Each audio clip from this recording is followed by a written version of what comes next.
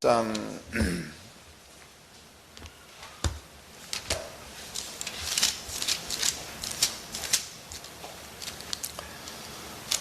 누가복음 1장 38절서부터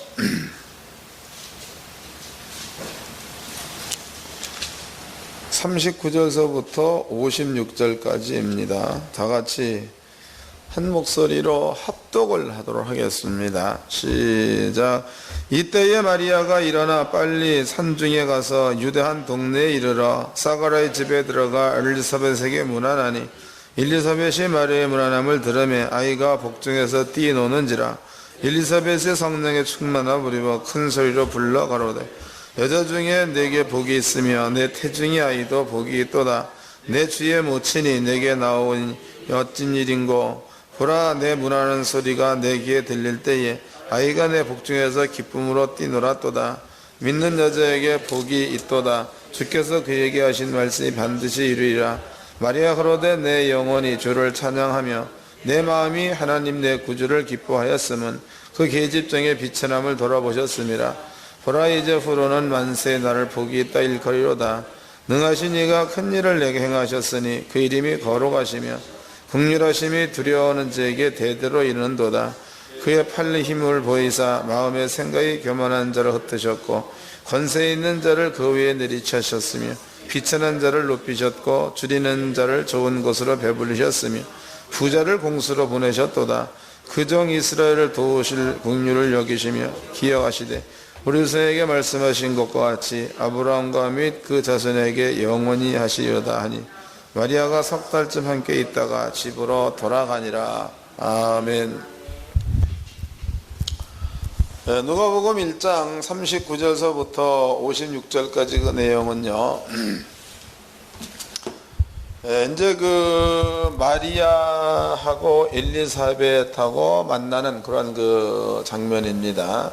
그러니까 저번 시간에 우리는 그 사가랴에 대한 이야기도 해드렸습니다. 사가랴. 그다음에 이제 그 마리아에게 천사가 찾아온 것, 여기에 대한 이야기도 해드렸습니다. 그런데 사가랴의 부인 엘리사벳이 아기를 가졌을 때에, 그때에 엘리사벳은 늙었다 그랬단 말이죠. 근데 이게 마리아한테 천사가 찾아와 가지고 너한테 아기가 있을 거다. 그런데 남자가 없이 아기를 낳을 거다. 그런 얘기를 했습니다. 남자가 없이. 그러니까 마리아가 이게 무슨 이야기냐 그랬더니 천사가 하는 그 말이 하나님께 은혜를 받은 자여, 사가랴 엘리사벳도 늙었는데 아기를 낳지 않았느냐, 아기를 갖지 않았느냐, 너는 그 사실을 알지 못하느냐. 이 말을 듣고 난 다음에 마리아가 주의 계집종에게 이 일이 이루어지기를 원하나이다, 이런 이야기를 합니다. 그때 천사가 쓰고 있는 말을 한번 보도록 하자고. 천사가 쓰고 있는 말입니다. 누가복음 1장 35절서부터 읽겠습니다. 천사가 대답하여 가로되 성령이 내게 임하시고 지극히 높으신 이의 능력이 너를 덮으시리니 그러므로 나실 바 거룩한 자는 하나님의 아들이라 일컬으리라. 보라, 내 친족 엘리사벳도 늙어서 아기를 배었느니라. 본래 수태하지 못한다 하더니가 이미 6달이 되었나니 대저 하나님의 모든 말씀은 능치 못하심이 없느니라. 그 다음에 38절. 마리아가 가로되 주의 계집종이오니 말씀대로 내게 이루어지이다 하매 천사가 떠나가니라 그랬습니다. 그럼 여기 보니까 하나님의 모든 말씀이야. 천사는 그 말이 하나님의 모든 말씀, 이 말씀에는 능치 못할 일이 없다, 이런 말씀을 하시죠. 이 말을 확인시켜 주는 데에 여기에서 엘리사벳을 들고 있습니다. 엘리사벳이 늙었다는 거죠. 이 말은 무슨 얘기냐면, 우리는 여기에 따른 그 이야기는 구약 성경에 아브라함을 아실 겁니다. 또 아브라함의 아내 사라도 아시지요? 성경에 아브라함은 나이가 100세, 그 다음에 사라는 경수가 끊어졌다 그랬습니다. 그 경수가 끊어졌다는 그 이야기는요, 여자로서의 기능을 상실했다 이런 얘기가 되겠죠. 경수가 끊어졌다. 근데 이럴 때에 아브라함도 웃었고 사라도 웃었습니다. 하나님께서 하시는 그 말씀이 여호와께 그랬단 말이에요. 여호와께 능치 못할 일이 있겠느냐 이런 말을 썼습니다. 여호와께 능치 못할 일이 있겠느냐. 근데 이런 얘기가 끝나고 난 다음에 조금 있다가 보니까 실제로 사라한테 아기가 들어섰지요. 그리고 10개월 있다가 이삭이라는 아이를 출산을 했습니다. 그럼 이런 것으로 미뤄봤을 적에 아브라함과 사라에 대한 그 이야기는요, 이스라엘 민족 전체 가운데는 잊어먹을 수 없는 이야기입니다. 근데 이거와 똑같은 이야기가 사가랴, 엘리사벳 이 두 사람에게 지금 요 사건이 일어났다 이 말이죠. 그 사건. 그러니까 이미 성경으로 기록되어 있는 그 사건이 엘리사벳과 사가랴한테 일어났을 때에 요것을 믿지 않는 마리아한테 그 말을 천사가 하니까 마리아가 이 말을 듣고 주의 계집종에게 이런 일들이 이루어지기를 원하나이다 라고 허락을 했습니다. 그러자마자 이제 마리아가 아기를 갖다가 잉태하게 되는 이런 그 내용이 여기에 기록이 되어져 있죠. 근데 오늘 목사님들이 이 말씀을 이해를 잘 하셔야지만이 계시록 12장이 설명해놓은 이 말 이거를 이해를 하셔야 그럼 과연 이 말은 어떠한 의미가 이 속에 들어가 있는가. 먼저 이제 구약으로다가 두 가지만 증명을 해드리겠습니다. 구약 성경 뒤로 넘어가서 창세기입니다. 창세기 12장을 보겠습니다. 창세기 12장 1절서부터 읽겠습니다. 여호와께서 아브라함에게 이르시되 너는 너의 본토 친척 아비집을 떠나 내가 내게 지시할 땅으로 가라. 내가 너를 큰 민족을 이루고 내게 복을 주어 내 이름을 창대케 하리니 너는 복의 근원이 될지라 그랬단 말이죠. 그럼 여기서 지금 하나님께서 아브라함을 부릅니다. 아브라함. 그런데 하나님이 아브라함을 부를 적에 아브라함이 갖고 있었던 직업이에요. 그 직업이 무언가 봅시다. 여호수아서 18장쯤에 24장인가 거기에 나와 있죠. 여호수아서 아브라함의 직업입니다.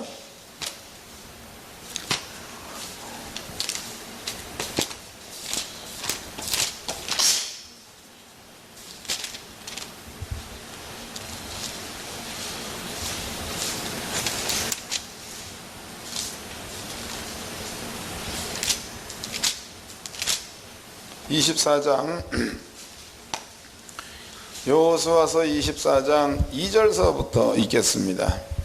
여호수아가 모든 백성에게 이르되 이스라엘 하나님 여호와의 말씀에 옛적에 너희 조상들은 곧 아브라함의 아비 나홀의 아비 데라가 그랬단 말이에요. 그러니까 아브라함의 아비 나홀의 아비 데라 그랬으니까 아브라함이 그 강 저편에 살았을 때에 아브라함의 가족을 얘기한 거죠. 아브라함의 아버지 데라 저편에 거하여 다른 신들을 섬겼으나 다른 신들 그 다음에 3절 내가 너희 조상 아브라함을 강 저편에서 이끌어내어 가나안 땅으로 인도하여 그랬단 말이에요. 그러면 지금 여호수아서 24장의 말씀으로 밀어본다면 아브라함의 아버지 이름은 데라입니다. 데라. 그런데 아브라함과 그 데라가 강 저편 그러면 바벨론 지역을 얘기하겠죠. 거기에서 우상을 섬겼었다 이렇게 말하고 있습니다. 그런데 유대인들의 그 전승백과 거기를 읽어보면 거기에는요 아브라함과 그 데라가 우상을 만드는 자였다 이렇게도 말하고 있죠. 우상을 만드는 자. 그렇다면은요 우상을 섬겼건 우상을 만들었건 간에 아브라함과 그 데라는 당시로 이스라엘의 하나님 여호와가 누구인지 몰랐다는 겁니다. 여호와가 누구인지 몰랐다. 그렇다면은요, 하나님께서는요, 여호와가 누군지 모르는 아브라함을 부릅니다. 아브라함아, 아브라함아. 그 아브라함은 지금 우상을 신으로 알고 섬겼던 자입니다. 그런데 음성으로 아브라함을 부르기를 아브라함아, 아브라함아. 그 아브라함이 대답을 하니까 내가 너로 큰 민족을 이루게 하겠다 그랬단 말이에요. 큰 민족. 거기 이제 1절을 읽어보겠습니다. 창세기 12장.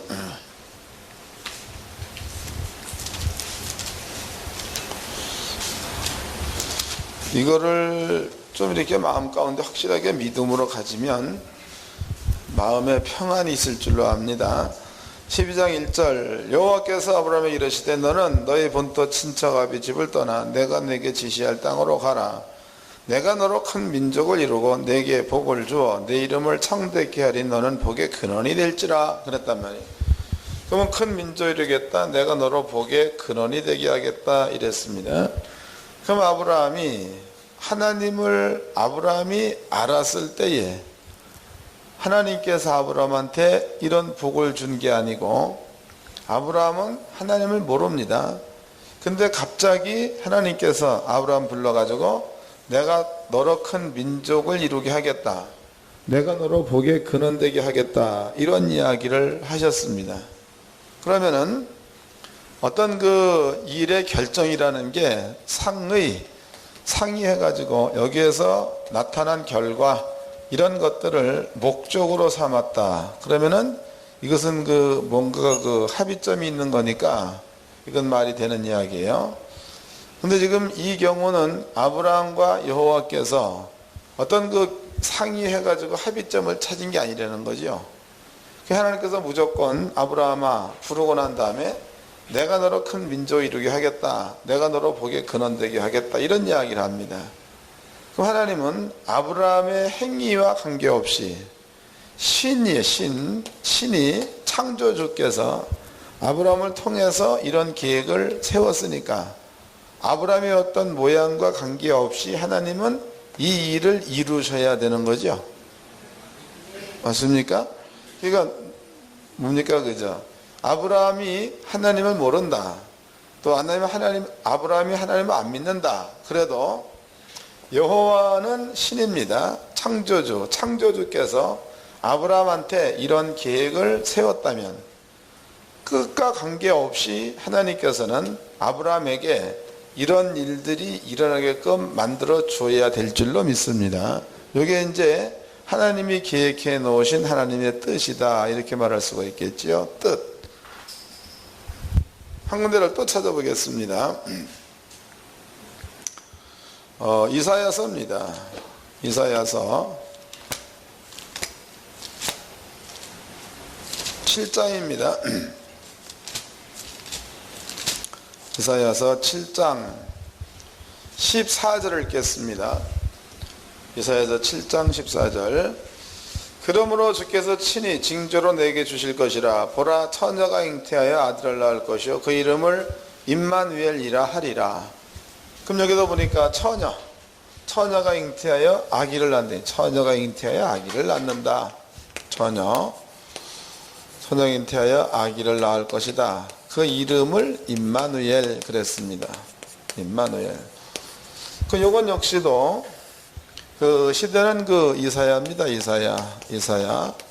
이사야 시대에 이스라엘 민족은 어떤 상태였었는가? 이사야 시대 이스라엘 민족은 하나님 말씀에 불순종한 이러한 상태였다는 거죠. 이럴 때에 내가 너희한테 징조를 왜 징조? 불순종할 때에 그게 어떤 거냐? 처녀가 잉태하여 아기를 낳을 것이니 이름을 임마누엘이라 하리라. 이런 얘기였습니다. 그럼 여기에는 대상이 하나님이 누군지 모르는 자, 물론 알죠. 그렇지만 불순종하는 이러한 자들이니까 이사야서 1장을 보겠습니다. 이사야서 1장 2절서부터 읽겠습니다. 이사야 1장 2절 하늘이여 들으라 땅이여 귀를 기울이라. 여호와께서 말씀하시기를 내가 자식을 양육하였거늘 그들이 나를 거역하였도다.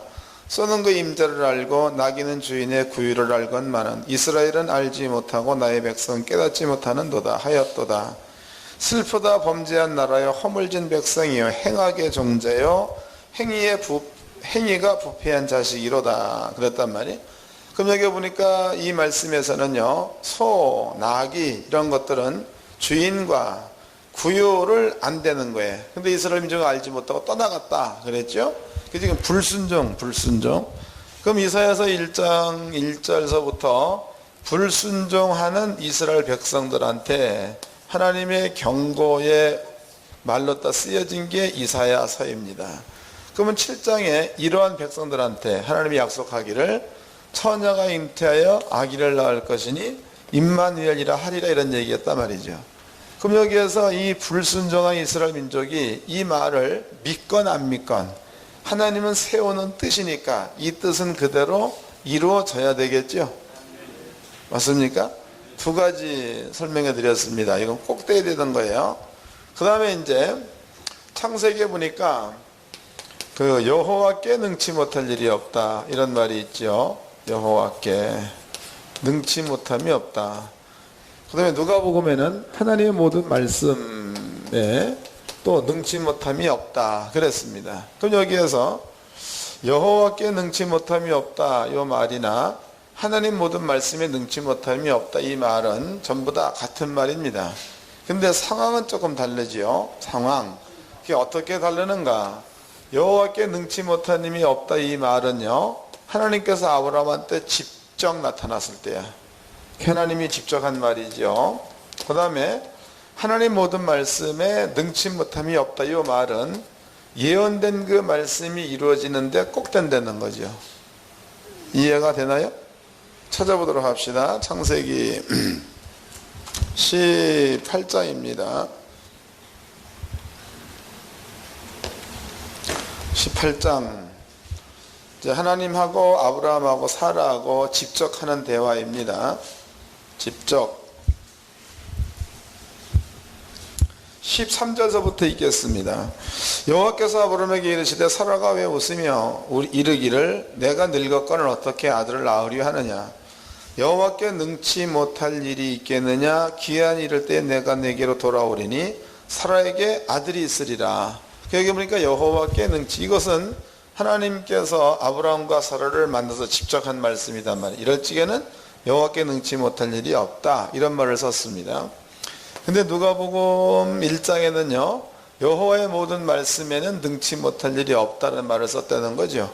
이 말은 뭔 얘기냐면 마리아 당시로부터 대략 한 700년 전을 거슬러 올라가 가지고 거기에 처녀가 잉태하여 아기를 낳을 것이니 그 이름을 임마누엘이라 하리라 라는 말씀을 이사야 때에 이미 해 놓으셨다는 거죠. 그러므로 요 말씀 역시도 하나님이 해놓은 말씀이기 때문에 그 말씀은 꼭 이루어진다 해서 말씀은 능치 못함이 없다 이렇게 표현했다는 거죠. 이해가 되셨죠? 그 다음에 이것을 마음가운데 기억해 놓으십시오. 그 다음에 아브라함을 이제 보도록 하자고. 아브라함. 그러면 이제 여기서 아브라함입니다. 아브라함이 하나님께서 말씀하시기를, 아브라함이 하나님을 잘 모를 때입니다. 내가 너한테 큰 민족 이루게 하겠다. 내가 너로 복의 근원 되게 하겠다. 그 다음에 이제 너로 가나안 땅 거기에 네 후손들이 거하게 하겠다. 이런 그 약속을 하나님이 하셨다 이 말이에요. 그 모든 약속은 아브라함과 상의해서 된 것이 아니고 하나님께서 일방적으로 해놓으신 말씀이에요. 일방적으로. 그럼 이것은 아브라함한테 준 이야기야. 아브라함. 그런데 아브라함의 아들 이삭입니다. 그럼 이삭에게도 큰 민족 이루게 하겠다. 가나안 땅을 네게 주겠다. 이 말은 이삭에게도 적용되는 말이겠죠. 그 다음에 이제 이삭이 지난 다음에 야곱이 있었고, 야곱 그 수하로다가 250만 명이 번성됐습니다. 그럼 이들에게도 이 말은 적용되는 말이에요. 그 250만 대군이 가나안 땅에 들어가 살고 있습니다. 그때에 여호사밧이라는 사람도 있었고 히스기야라는 사람도 있었습니다. 그럼 그네들이 이제는 약속을 지키셔가지고 이네들이 가나안 땅에 들어가 살고 있어. 지금 그 가나안 땅에 들어가 살고 있어도 이 사람들에게도 여전히 이 말은 계속 적용되는 말씀이어야 맞죠? 이해됩니까? 그럼 여기에서 이제 한 가지 요것을 잘 알고 있는 여호사밧에 관한 이야기를 해보자고. 여호사밧 당시로 본다면은요, 이스라엘 민족의 그 땅입니다. 그 땅은 지도가 이렇게 있다면은요, 유다 땅, 그럼 여기서 요만큼밖에 안 되는 거예요. 모압 이만하죠. 암몬 이만합니다. 세일산 그러면 이만큼 크다 이 말이죠. 그 세 나라 모압과 암몬과 세일산 거민이 연합을 해서 연합을 해가지고 유다 땅을 쳐들어옵니다. 유다 땅. 그러면은 유다는 작고 세 연합국은 크고, 그 만약에 연합국이 커가지고 유다 왕 여호사밧이 전쟁에 패해서 이 나라를 빼앗겼다. 이 나라를. 그럼 빼앗겼으면 하나님께서는 아브라함과 맺은 약속입니다. 큰 민족 이루게 하겠다. 가나안 땅을 너한테 주겠다. 그 땅에 거하게 하겠다. 이런 그 모든 약속이 유다가 져서 이 땅을 이 세 나라 사람들한테 빼앗긴다면 하나님은 약속을 못 지키는 거죠. 그러니까 이것은 유다가 잘하고 잘못하고 상관이 없는 거예요. 이해가 됐지요? 자, 이제 성경을 찾아보도록 합시다. 열왕기 역대하 20장입니다.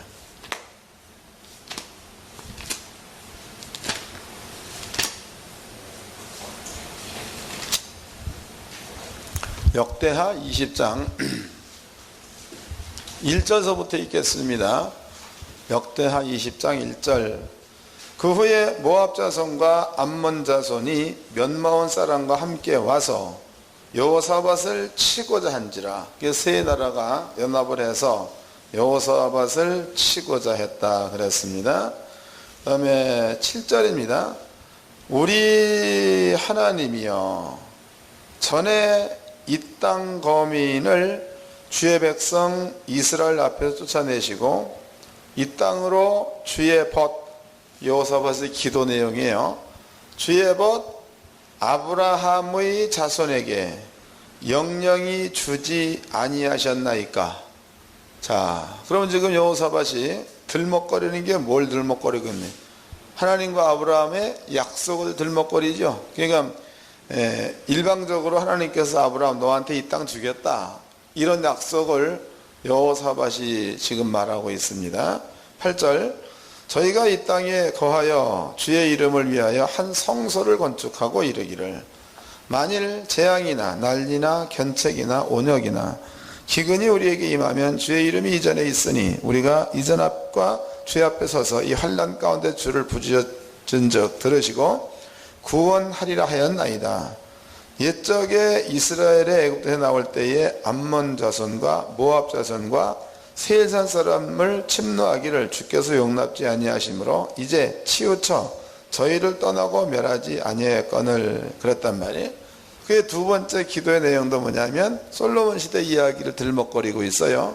솔로몬이 성전을 짓고 하나님 앞에 기도할 적에 재앙이나 이런 것이 있으면 이 전을 향하여 기도하면 하나님은 들으시고 구원한다라고 하였나이다. 이것도 약속이 되겠죠.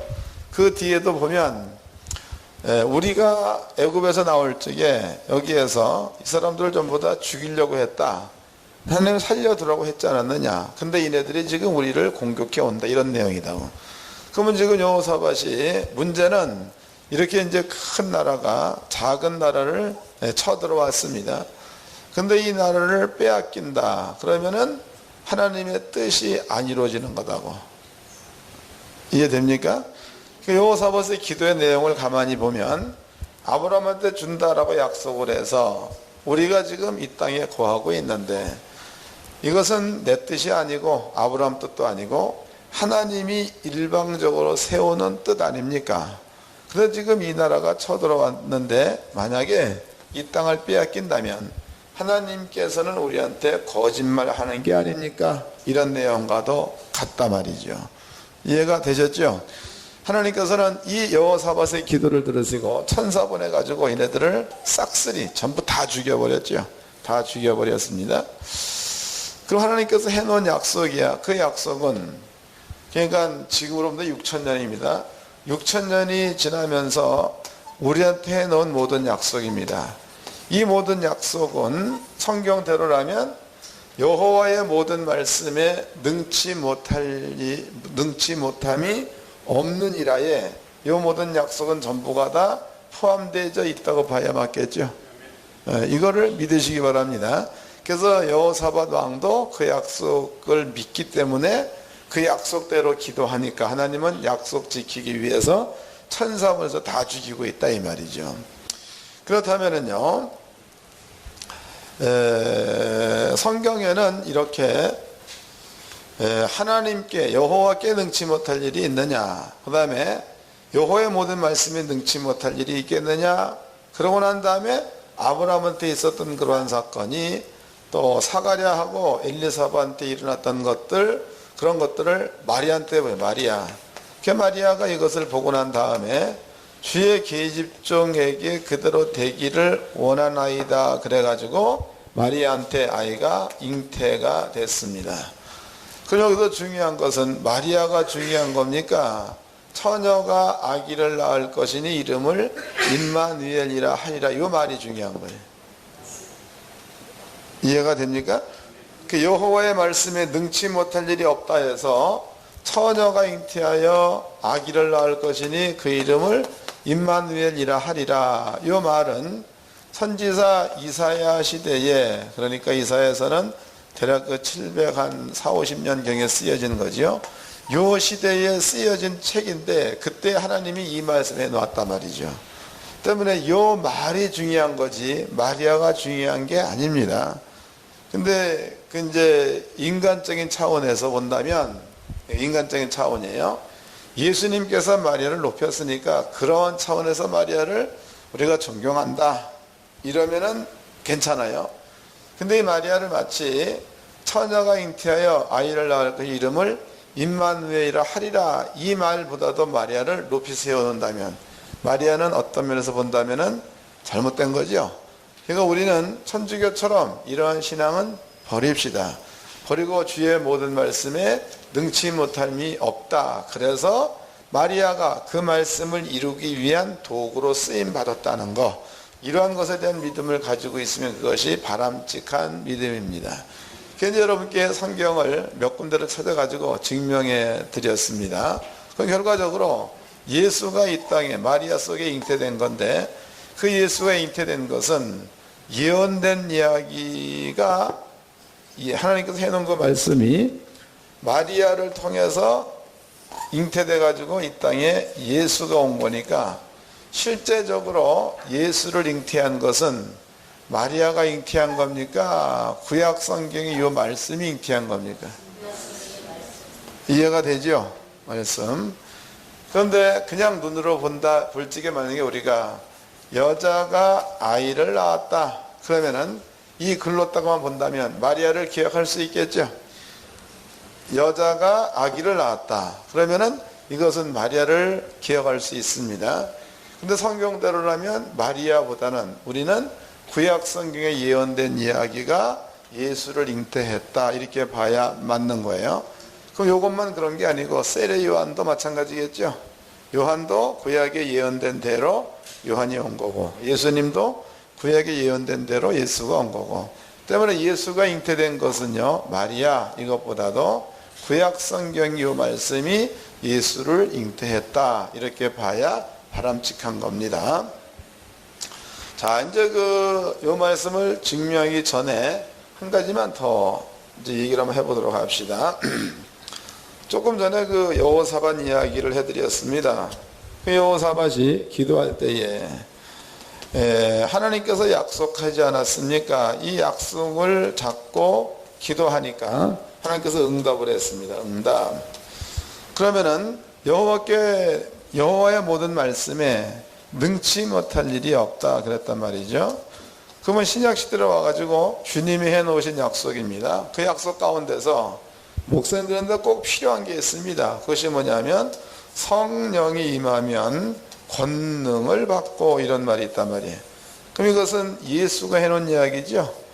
예수가 해놓은 이야기면 아버지의 말씀과 똑같다는 겁니다. 그러면은 구약에 예언된 그 이야기가 그대로 응답된 것이라면 주님께서 해놓은 말씀도 그대로 이루어져야 맞겠죠. 그 다음에 이제 목사들이야 오늘날 주의 종들입니다. 목사님들은 능력이 없다라고 말할 게 아니고 성령이 임하면 권능을 받고, 주님께서 말씀해 놓으셨으니까 성령을 받을 적에 권능도 우리한테 와야 되는 거 아닙니까? 그렇죠? 그럼 여러분들이 기도할 적에 그냥 권능 주세요, 이 기도보다는 여호와의 모든 말씀에 능치 못할 일이 없다 하셨는데, 그 말씀 속에 성령이 임하면 권능을 받고, 이런 말씀이 있습니다. 이 말씀이 나에게 사실로 나타나게 해주세요. 이해됩니까? 요것이 말씀 붙들고 기도하는 거예요. 그 말씀 붙들고 기도한다는 의미가 뭔지 아시겠죠? 이게 말씀 붙들고 기도하는 겁니다. 여호와의 말씀에 능치 못할 일이 없다. 또 만약에 환자를 이제 병이 낫고 싶다, 그러면 채찍에 맞음으로 나음을 입어, 이 말씀도 있죠. 요 말씀이 그대로 이루어지기를 기도하는 것, 이것을 말씀 붙들고 기도하는 거다, 이렇게 이해를 하시면 됩니다. 그 많은 그 사람들이 성경에 성경을 이렇게 강의를 쭉 할 적에 말은 말씀 붙들고 기도하세요 라고 얘기한단 말이에요. 근데 기도하는 내용을 보면 하나님 돈 주세요 라고 기도했어요. 그 말은 말씀 붙들고 기도하라 이렇게 해놓고 하나님 돈 주세요 라고 기도한다면 이것은 말씀 붙들고 기도하는 게 아니라는 거예요. 그러면 돈 달라라고 기도할 적에는 부여하신 자로서 가난하게 되시면 너희로 부여케 하려 하심이라. 요 말씀을 마음 가운데 믿고 요 말씀을 나의 삶 가운데 이루어지게 해주세요. 이렇게 기도하는 게 말씀 붙들고 기도하는 겁니다. 이해가 되셨죠? 그러니까 여호사밧이 이렇게 말씀 붙들고 기도했을 적에 천사 보내가지고 모든 대적을 전부 다 싸그리 죽였던 것처럼 여러분들도 이런 말씀을 붙들고 기도하는 데에 좀 되도록 하십시오. 한두 번 해보고 말지 말고 될 때까지. 그러면 꼭 응답이 있을 줄로 믿습니다. 여호와의 모든 말씀에 능치 못할 힘이 없다. 이 모든 말들의 그 의미는 이런 것들을 포함하고 있습니다. 우리가 기도할 적에 적어도 이 정도의 지식은 가지 기도한다면 하나님이 있다는 사실을 믿고, 이 모든 이야기가 주의 입에서 나온 말이 틀려도 사실을 믿고 이 약속의 말씀에 의존해서 기도한다면 그 사람은 틀림없이 응답을 받게 되어져 있는 줄로 깨닫기를 바랍니다. 이제 말씀 붙들고 기도한다가 무슨 뜻인지 아셨죠? 지금까지 성도들을 가만히 보면 실제로 말씀을 붙들고 기도하는 게 아니고 이것은 알고만 있는 거예요. 기도할 때 보면 딴 기도한다. 하나님 돈 달라, 말씀이 빠진 겁니다. 하나님 능력 달라, 말씀이 빠진 거예요. 하나님 무엇 달라, 말씀이 빠졌다면. 그러지 말고 말씀을 이렇게 믿는 믿음을 가지고 기도한다면 기도는 꼭 응답이 됩니다. 증명해 드렸죠. 엘리사벳 아이를 못 낳는 거예요. 그런데도 말씀대로, 마리아 처녀임 낳을 수 없습니다. 말씀대로. 또 아브라함과 사라 아기를 못 낳습니다. 말씀대로. 또 여호사밧 이미 아버지가 해놓은 약속의 말씀 붙들고 기도하니까 응답돼 가지고 그는 여전히 가나안 땅에 구할 수 있는 자가 되었다는 거, 말씀대로. 여러분들이 이런 것들을 통해서 여호와의 모든 말씀에 능치 못함이 없다, 이런 말씀은요, 어떠한 약속의 말씀에 갖다 집어넣는다 해도 전부가 다 되는 줄로 깨닫기를 바랍니다. 그러니까 이것은 하여튼 다 들어가. 만약에 여러분들이 여기에서 갑자기 사라지고 싶다, 그럼 빌립의 말씀을 붙들고 기도하라고. 그러면 사라지겠죠. 이거 진짜예요. 그래서 기도를 추상적으로 하지 말고 사실적인 기도를 하십시오. 자, 이제 이것을 우리 생활 가운데 이렇게 이제 여러분들이 믿음으로 사용을 하시면 이것은 곧 능력이 되는 겁니다. 자, 그 다음에 이제 마리아, 이것은 하나의 도구의 도구. 진짜로 필요한 것은 여기에서 처녀가 잉태 아이를 낳을, 이게 이제 필요하다. 이게 구약에 예언된 이야기, 이 얘기대로 마리아 속에서 잉태, 그 다음에 예수. 요한복음, 요한계시록 12장입니다.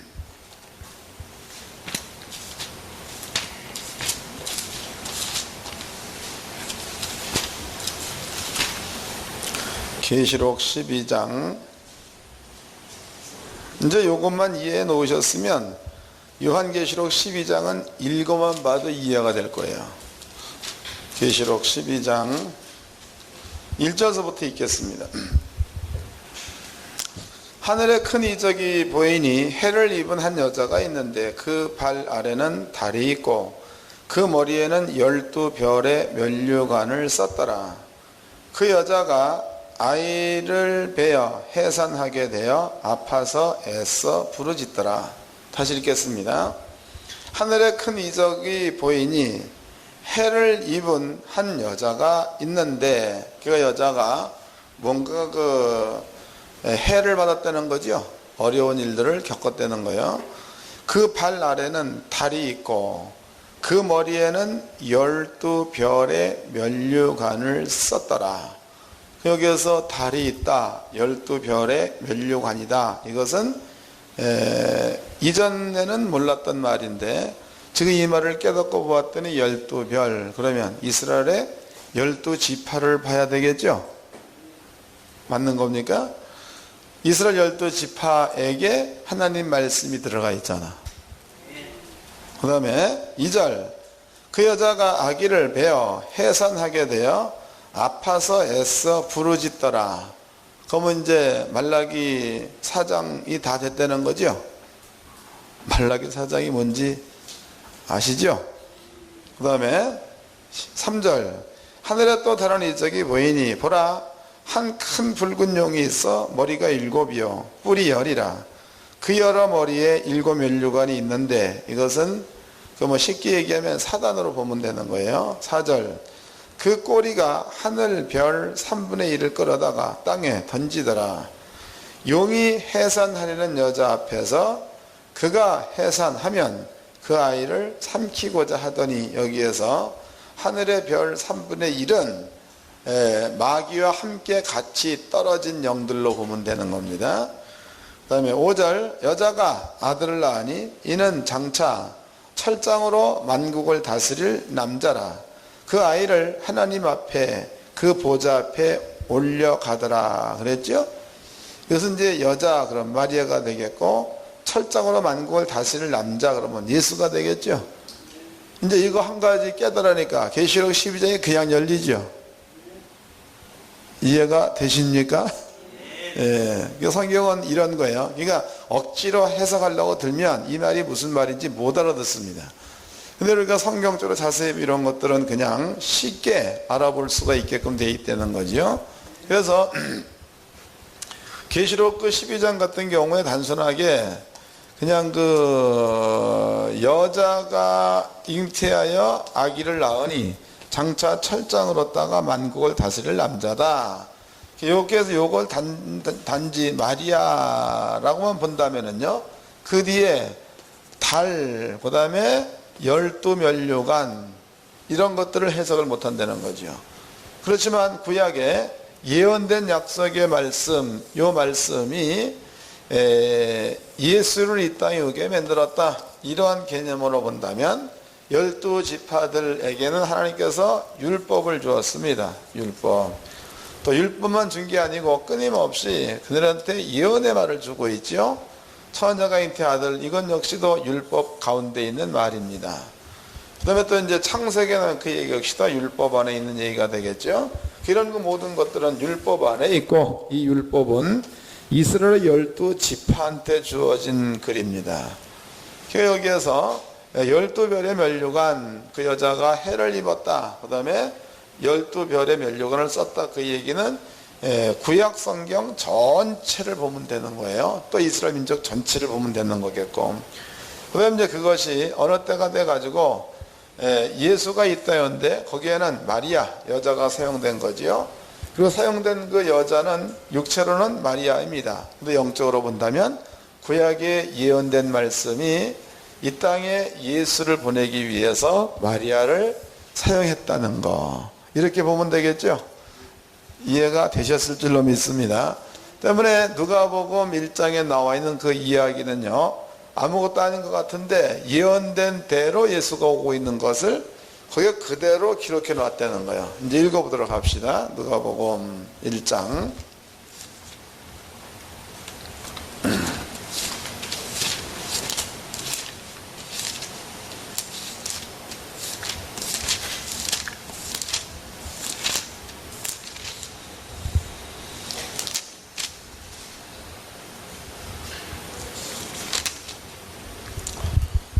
누가복음 1장 39절서부터 이때 마리아가 일어나 빨리 산중에 가서 유대 한 동네에 이르러 사가랴 집에 들어가 엘리사벳에게 문안하니 엘리사벳의 마리아의 문안함을 들으며 아이가 복중에 뛰는지라. 엘리사벳이 성령의 충만함을 입어 큰 소리로 불러 가로되 여자 중에 내가 복이 있으며 내 태중의 아이도 복이 있도다.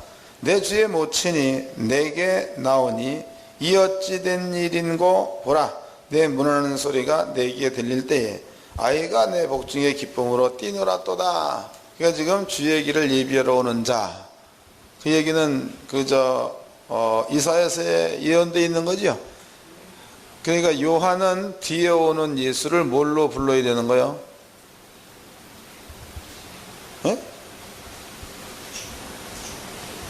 세례 요한은 뒤에 오는 예수를 뭘로 불러야 되는 거예요? 주로 불러야 되잖아. 주. 맞아요? 그 여기 보자고 이제 43절 내 주의 모친이 내게 나오니 이 어찌 된 일인고. 이제 이 말도 아시겠죠? 여러분들이 구약 성경을 보면 이미 요한이 올게 광야에서 외치는 자의 소리여 주의 길을 평탄케 하고 예언되어 있단 말이죠. 때문에 그 요한이 예수가 오기 이전에 6개월 먼저 온다. 그 뒤에 예수가 온다. 이런 것들이 이제 성경적으로 예언되어 있는데 세대 요한은 예수님을 주라고 부르게끔 구약에 이미 예언되어 있다는 거예요. 그 여기에서 아기는 하나님 말씀을 이루는 자로 오니까 아기는 이미 그 사실을 알았다는 거죠. 그래서 복중에서 뛰놀았다. 이렇게 바꿔 얘기하면 요한이나 예수는 혈육으로 오는 게 아니고 주님의 말씀을 이루려 오는 자이기 때문에 이미 알 수 있다는 겁니다. 그 다음에 넘어가가지고 46절 마리아가 가로되 내 혼이 주를 찬양하며 내 마음이 내 하나님 내 구주를 기뻐했으면 이 계집종의 비천함을 돌아보셨습니다. 보라 이제 후로는 만세 나를 보겠다 일컬로다.